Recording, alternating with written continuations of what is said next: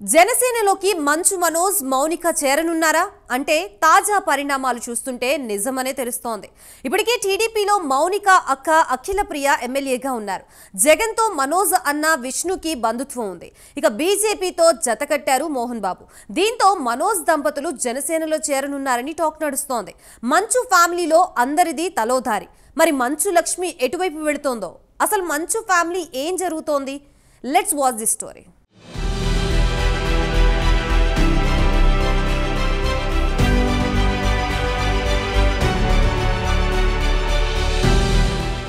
మంచు మోహన్ బాబు తెలుగు సినిమాలో తనకంటూ ఒక ముద్ర వేసుకున్న నటుడు. మొదట్లో విలన్ పాత్రలు వేస్తూ వచ్చారు. దర్శకరత్న దాసరి నారాయణరావు ప్రోత్సాహంతో హీరోగా నటించారు. కొంతకాలం తర్వాత హీరోగా సినిమాలు ఆడకపోవడంతో మళ్లీ విలన్ పాత్రలు వేశారు. మళ్లీ కొంతకాలానికి హీరోగా నటించారు. ప్రస్తుతం క్యారెక్టర్ ఆర్టిస్టుగా నటిస్తున్నారు.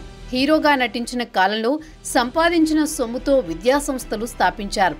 శ్రీ విద్యానికేతన్ పేరుతో స్కూల్స్, కాలేజెస్ స్థాపించారు. కొంతకాలం క్రితం మోహన్ బాబు యూనివర్సిటీని కూడా స్థాపించారు. ఇవన్నీ తన సొంత జిల్లా చిత్తూరులో నెలకొల్పారు. తన సంస్థలలో కొంతమంది పేదలకు ఉచితంగా విద్యను అందిస్తున్నారు. సినిమాలు చేయడం తగ్గడంతో విద్యారంగంపై బాగా దృష్టి సారించారు. మోహన్ బాబుకు 2 కుమారులు, 1 కుమార్తె. మొదటి భార్యకు విష్ణు, లక్ష్మీ ప్రసన్న సంతానం కాగా రెండవ భార్యకు మనోజ్ జన్మించారు. కుమారులతో పాటు కుమార్తె లక్ష్మీ ప్రసన్న కూడా సినిమాలలో నటిస్తున్నారు.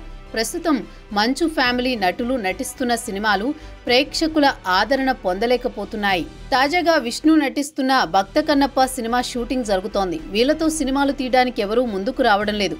సొంత బ్యానర్ మీద సినిమాలు తీస్తున్నారు.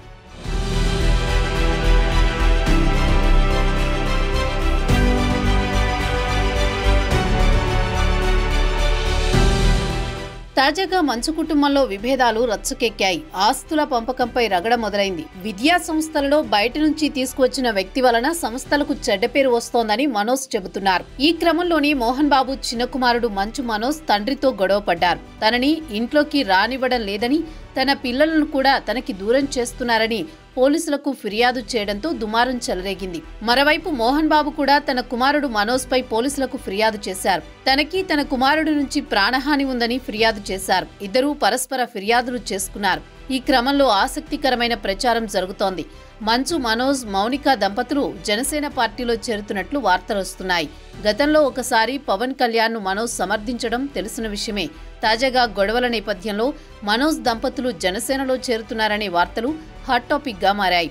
మంచు మనోజ్ మొదటి నుంచి మెగా ఫ్యామిలీ హీరోలతో సన్నిహితంగా ఉంటూ వస్తున్నారు. రామ్ చరణ్, అల్లు అర్జున్తో మంచు మనోజ్ కు మంచి సంబంధాలున్నాయి.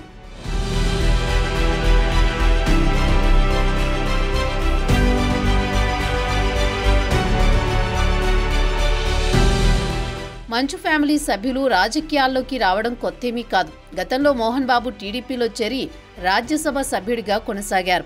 ఎన్టీఆర్ అంటే మోహన్ బాబుకు ఎనలేని అభిమానం. ఎన్టీఆర్ తదనంతరం చంద్రబాబుతో ఏర్పడిన విభేదాల వలన టీడీపీ నుంచి బయటికి వచ్చారు మోహన్ బాబు.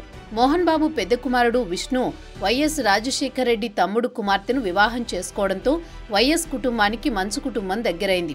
వైఎస్ బ్రతికున్నంత కాలం కాంగ్రెస్ కు అనుకూలంగా ఉన్నారు మంచు కుటుంబం. తర్వాత జగన్ కు దగ్గరయ్యారు.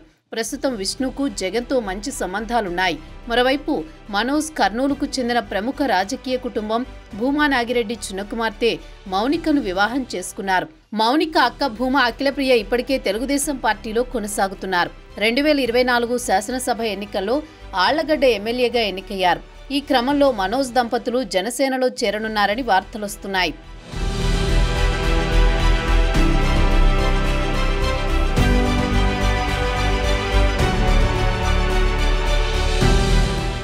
మరోవైపు గతంలో మనోజ్ తాను రాజకీయాల్లోకి రానున్నట్లు ప్రకటించారు. తర్వాత ఎందుకో రాజకీయ ప్రవేశం వాయిదా పడింది.